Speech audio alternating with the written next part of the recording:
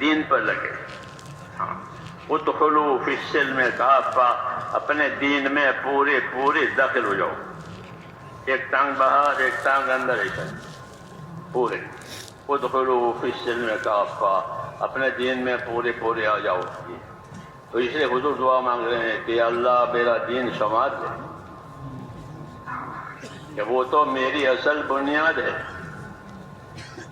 دین کے سنوارنے کا کیا مطلب ہے؟ دین کے سنوارنے کا ایک مطلب یہ ہے کہ دین کے بارے میں جو یقین ہونا چاہیے وہ یقین اندر پیدا ہو جاتا ہے کہ بغیر دین کے کوئی بھی کامیاب نہیں ہوگا. ہاں یہ پکی بات ہے، یہ پکی بات ہے کہ بغیر دین کے کوئی طبقہ انسانوں کا کامیاب نہیں ہوگا، نہ تاجروں کا، نہ مزدوروں کا، نہ حاکموں کا، کوئی بھی. یہ اپنی جگہ رہے طبقے، لیکن ان سب کی کامیابی کا مدار اللہ نے ان کے دین پر رکھا. اس لیے کہا کہ ہمارا دین سنوار دے، کہ وہ تو ہماری اصل بنیاد ہے. اصل بنیاد ہے نجات کے لیے بھی، اور اصل بنیاد ہے رہبری کے لیے بھی. کہ دین ہوگا تو آخرت میں نجات ہوگی، دین ہوگا تو یہاں صحیح رہبری ہوگی. حق کیا ہے، باطل کیا ہے، حلال کیا ہے، حرام کیا ہے، ظلم کیا ہے، انصاف کیا ہے، یہ دین بتائے گا. یہ دین بتائے گا کہ انصاف کیا ہے، ظلم کیا ہے، حق کیا ہے، باطل کیا ہے، سچ کیا ہے، جھوٹ کیا ہے. جس طرح روشنی میں ہر چیز کھل جاتی ہے کہ کانٹا پڑا ہے، چابی پڑی ہے زمین پر، ہاں روشنی ہو گئی، تو کانٹے سے بچے گا اور چابی اٹھا لے گا، کام کی چیز ہے. تو ایک روشنی ہے، ایک رہبری ہے. اس لیے اس کا سنوارنا ضروری ہے کہ اپنا دین ہمارا سمجھ جائے. اور دین سنوارنے کا مطلب کہ اندر دلوں میں اللہ تعالیٰ سے صحیح تعلق ہو جائے. ہاں یہ ضروری ہے کہ ہمارا تعلق اللہ تعالیٰ سے صحیح ہو جائے. اللہ سے کیا تعلق کریں گے؟ اس کا تو کوئی رشتہ دار نہیں ہے، اس کے برابر کوئی نہیں ہے. کہ اللہ سے تعلق عبادت اور بندگی کا ہے. ہاں یہی تعلق اللہ نے ہمارے درمیان میں پھیلایا ہے. تم سب میرے بندے ہو، جنات اور انسان اور ملائکہ یہ سب اللہ کے بندے ہیں. تو بندگی والا تعلق اللہ تعالیٰ نے دیا ہے، وہ دین اسی کی رہبری کرے گا کہ اللہ کی بندگی اور اللہ کی عبادت کیسے صحیح ہو جائے، کیسے بندہ بن کر زندگی گزرے. اس کی رہبری دین کرے گا کہ بندہ بن کر زندگی گزارو. کہ بندہ بن کر زندگی گزارنے کا کیا مطلب ہے؟ کہ بندہ بن کر زندگی گزارنے کا مطلب یہ ہے کہ اللہ کے ساتھ ایمان اور اخلاص سے رہو. اللہ سے کیسے رہو گے؟ کہ اللہ کے ساتھ ایمان سے اور اخلاص سے رہے. کہ اللہ پر ہمارا ایمان ہے کہ اللہ ہی وہ ذات ہے جو عبادت کے لائق ہے، اس سے سوا کوئی عبادت کے لائق نہیں. اللہ ہی وہ ذات ہے کہ جو ہر ضرورت کو پوری کرنے والا، ہر نفع نقصان کا وہ مالک ہے. ہاں ہر حال میں وہ اپنی قدرت سے سب کچھ کرنے والا ہے، اس کی قدرت سے سب کچھ ہوگا. اللہ کے ساتھ معاملہ عبدیت کا، احتیاج اور محتاجی کا. ہاں اللہ کے ساتھ کہ ہم اللہ کی طرف محتاج ہیں اور ہم اللہ کے بندے ہیں، یہ تعلق پیدا کرنا ہے.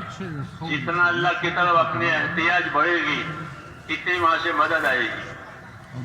جتنی احتیاج بڑھے گی، اپنی حاجتیں اللہ کو بتائیں گے تو اتنی مدد ہوگی. یہاں اللہ کو یہ پسند ہے کہ بندے اس کے سامنے اپنی حاجتیں پیش کریں، اس سے مانگیں، اس سے امیدوار رہیں، اس کے ساتھ اچھا گمان کریں، اس سے نا امید نہ ہوئیں. یہ سب ہدایت ہیں اللہ تبارک و تعالیٰ سے ہم کو دی گئی تاکہ ہمارا تعلق اللہ تعالیٰ سے صحیح ہو جائے. اور اللہ نے ایک بڑی بات ہم کو یہ سنائی کہ میں بندے کے ساتھ وہ معاملہ کروں گا جیسا وہ میرے ساتھ گمان کرے گا. تو کتنا آسان ہو گیا. ہاں اللہ کی تو شانیں ہیں، ان شانوں پر کون عبور کرے گا؟ تو کہا میرے ساتھ جیسا گمان کرے گا ویسا معاملہ کروں گا. ہاں انا عند ظن عبدی بی، حدیث شریف ہے میں بندے کے ساتھ گمان کے مطابق مانگوں. اگر ایسا گمان یہ ہے کہ اللہ میری مدد کرے گا، اللہ میری دعا قبول کرے گا، اللہ میری مشکل آسان کرے گا تو وہ ہوگی. اور یہ کہ اللہ ہم تو بنتے ہیں گنہگار ہیں، ہماری کون سنے گا، کہ نہ ایسی بات نہیں، غلط بات ہے. ابشروا واملوا ما یسرکم، ہدایت دی ہے، بشارت لو، خوش رہو اور اللہ سے امیدوار رہو. ایسے امیدوار رہو کہ اللہ تمہیں خوش کر دے گا. اللہ سے امیدوار رہو، اللہ تمہیں خوش کر دے گا. ابشروا واملوا ما یسرکم، جو تمہاری خوشی ہے وہ تمہارے پاس آئے گی، تمہیں خوشی حاصل ہو جائے گی. اللہ سے امیدوار رہو. کوئی دوسرا نہیں ہے جو امیدیں پوری کرے. ہاں اللہ کی وہ ذات ہے جو امیدیں پیدا بھی کرتی ہے دلوں میں اور امیدیں پوری بھی کرتی ہے. اس لیے تعلیم دی ہے کہ اپنا اللہ کے ساتھ تعلق صحیح کرو، یقین کا، خوف کا، اچھے گمان کا اور اطاعت کا. یہ اس کے عوامل ہیں. اللہ سے صحیح تعلق ہے کہ اللہ تعالیٰ کا خوف بھی ہو، اللہ تعالیٰ کا خوف ہو، کہ اللہ تعالیٰ کا خوف کہ اس میں بڑی خیر ہے. جو اللہ سے ڈرے گا وہ اللہ کی طرف چلے گا. یہ ہے اللہ کے خوف کی تاثیر الگ ہے. دنیا میں کسی مخلوق سے خوف ہو تو آدمی اس سے بھاگتا ہے، دور رہتا ہے. کہ شیر کا خوف ہے کہ سانپ کا خوف ہے تو اس سے دور ہو جائے گا آدمی، اپنے آپ کو بچائے گا. اور اللہ کا خوف کہ اللہ کے خوف میں یہ تاثیر ہے کہ جس کو اللہ کا خوف ہوگا وہ اللہ کی طرف جائے گا. کیوں کہ خوف کی چیزوں سے بچانے والا بھی وہی ہے اور نفع کی چیزیں دینے والا بھی وہی ہے، اور کوئی ہے نہیں. کہا جاوے حضور صلی اللہ علیہ وسلم کے بارے میں سنتے ہیں کہ ہوا میں تیزی آ جاتی تھی وغیرہ کوئی حالات ہوتے تو آپ فوراً اللہ کی طرف متوجہ ہو جاتے تھے، نماز میں مشغول ہو جاتے تھے، کیونکہ یہ سب چیزیں اللہ کی طرف سے آ رہی ہے، کسی اور طرف سے نہیں آ رہی ہے. اس لیے خوف کا پیدا ہونا، خوف کا بڑھنا، یہ تو ایمان کے بڑھنے کی نشانی ہے. جب یہ خوف پیدا ہوگا تو اللہ کی طرف رجوع زیادہ ہوگا. خوف کی وجہ سے من خاف ادلج ومن ادلج بلغ المنزل، حدیث شریف میں کہ جو ڈرا وہ تو جلدی چلا. یہ ایک طبیعت انسانی بتائی ہے کہ کسی سے کا ڈر ہوتا ہے اس کے فوت ہونے کا تو آدمی جلدی جاتا ہے، بس نکل جائے گی، گاڑی نکل جائے گی، دواخانہ بند ہو جائے گا وغیرہ وغیرہ ہوتا ہے تو آدمی جلدی جاتا ہے. خوف کی کیفیت اللہ نے پیدا کی ہے اس لیے کہ مقصد کی طرف جلدی کریں. حکمتیں ہیں اللہ تعالیٰ کی، حکمتیں ہیں اللہ تعالیٰ کی کہ بندوں کے لیے خوف کو پیدا کیا کہ خوف ان کو مقصد کی طرف مددگار بنتا ہے. کہ ہاں جو لاپرواہ ہوتا ہے، بے خوف ہوتا ہے، وہ محروم رہتا ہے. تو خوف میں حکمت ہے. خوف پاگل کرنے کے لیے نہیں ہے کہ ڈرتے ڈرتے پاگل ہو گیا، عقل کھوئی کہ نہ، وہ خوف نہیں، بلکہ وہ خوف ہے کہ جو اللہ کے تعلقات کو صحیح کراوے، اللہ کے حقوق کی سمجھ دے. یہ تو اس لیے حضور صلی اللہ علیہ وسلم اللہ تعالیٰ سے خوف مانگتے تھے.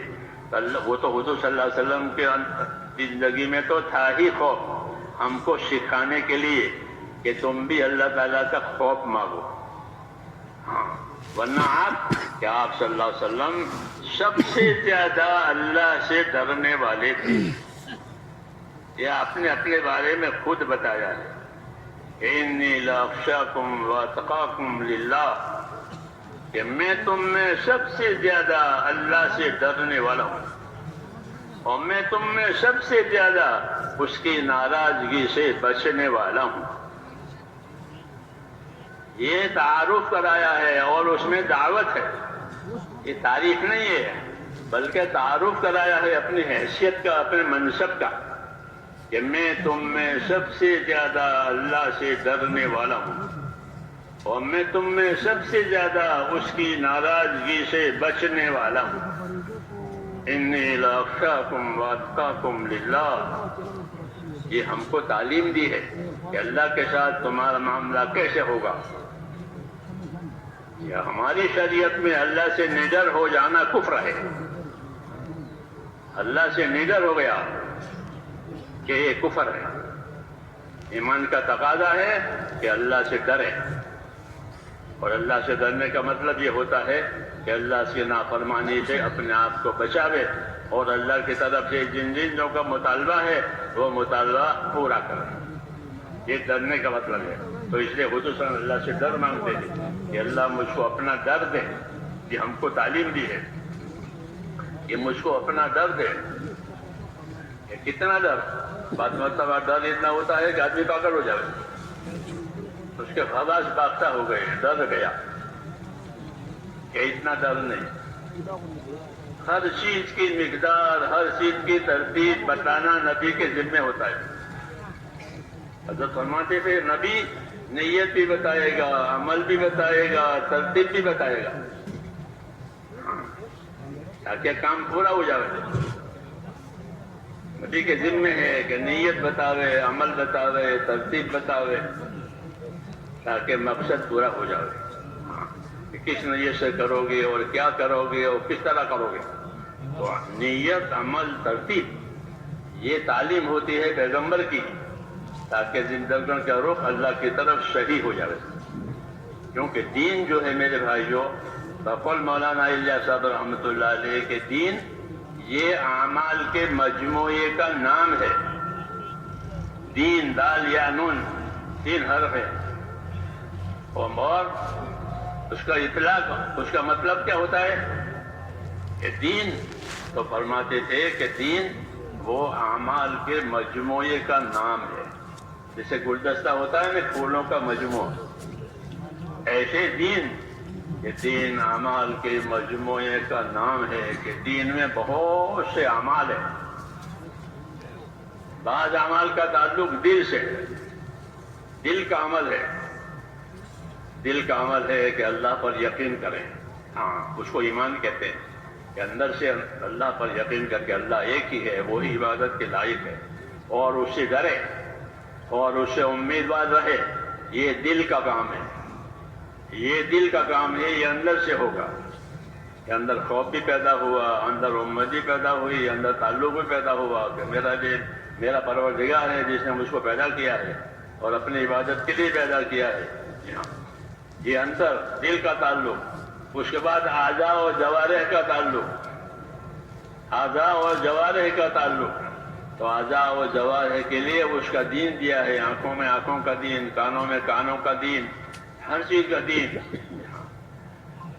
ہر چیز کا دین ہے. کہ دلوں میں کیا ہوگا کہ دلوں میں ایمان اخلاص ہوگا. حدیثوں میں ہے اللہم طہر قلبی من النفاق, یا اللہ میرے دل کو نفاق سے پاک کر دے. نفاق حضور کے زمانے میں تھا, منافق لوگ تھے, اب کوئی منافق نہیں ہے, یا کافر ہے یا مشرک ہے. پھر دعا کیوں مانگی ہے؟ پھر دعا کیوں مانگی ہے کہ میرے دل میں سے نفاق نکال؟ تو یہاں نفاق سے مراد یہ ہے کہ اخلاص کا نہ ہونا, بناوٹ. یہ بناوٹ میرے دل میں سے نکال دے. اللہم طہر قلبی من النفاق, یا اللہ نفاق میرے دل میں سے نکال دے, بناوٹ نکال دے, حقیقت میرے دل میں پیدا کر دے. اللہم طہر قلبی من النفاق وعملی من الریا, یہ اسی پر قرینہ ہے اس کے اوپر, اور میرے عمل میں سے ریاکاری نکال دے. یہ تعلیم ہے کہ دل میں اخلاص ہوگا, نفاق نہیں ہوگا, عمل میں بھی اخلاص ہوگا, ریاکاری نہیں ہوگی. اللہم طہر قلبی من النفاق وعملی من الریا ولسانی من الکذب, اور میری زبان کو جھوٹ سے بچا لے. کیونکہ یہ سب نفاق کے اعمال ہیں, اندر کچھ باہر کچھ, زبان پر کچھ. جی ہاں, یہ تو اس سے پاکی, یہ تعلیم ہے کہ معاملہ اللہ تعالیٰ سے اندر سے باہر سے صاف, کہ اللہ میرے دل کو پاک کر دے نفاق سے. یعنی دل ایسا نہ ہو کہ اس میں اخلاص نہ ہو, بلکہ اللہ کی طرف توجہ ہو, اللہ کی طرف انابت اور اللہ کی طرف دل کا رخ ہو. جی ہاں, تو کافر منافق کا رخ نہیں ہوتا اللہ کی طرف, وہ بناوٹ کرتے ہیں. اس لیے کہا کہ میرے دل میں سے نفاق نکالے. طاہر قلبی من النفاق وعملی من الریا, اور میرے عمل میں سے دکھاوا نکالتے ہیں کہ میرا عمل لوگوں کو دکھانے کے لیے نہیں ہو یا کسی ظاہری غرض کے لیے نہ ہو، بلکہ میرا عمل اس لیے ہو تاکہ میرا اللہ مجھ سے راضی ہو جاوے، اور جو تقاضا میرے اللہ نے مجھے دیا ہے اپنی